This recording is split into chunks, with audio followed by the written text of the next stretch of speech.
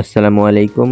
Hello everyone, তোমরা সবাই কেমন আছো? আশা করি খুব ভালোই আছো। তো ভালোই যেহেতু আছো, এই ব্লগটা শেষ পর্যন্ত দেখতে থাকো। এখন বাজে 5:40।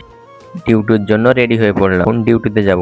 আমি কোথায় কাজ করি এবং কি কাজ করি এবং বিস্তারিত সব তুলে ধরবো এই ভিডিওর মাধ্যমে। আর ভিডিওটা ভালো লাগলে লাইক, কমেন্ট, শেয়ার করতে ভুলবেন না। তো গাইজ দেখতেই পাচ্ছ, এটা আমার আব্বুর বুলেটে করে যাবো এখন।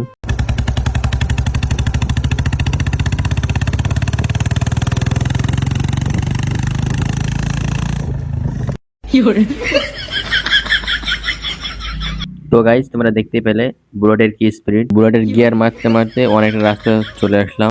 এটা ডোমকল এসডিও মোড়। তোমরা কে কে চিনো একটু কমেন্টে জানাবে প্লিজ। এসডিও মোড় পার করছি। এসডিও মোড় পার করে ডোমকল কোর্ট পার করব। সেই কোর্টের সুন্দর একটি দৃশ্য তোমাদেরকে দেখাবো। গাইজ গাইজ গাইজ গাইজ চলে এসেছি আমাদের ডোমকল কোর্ট। 1 2 3 স্টার্ট।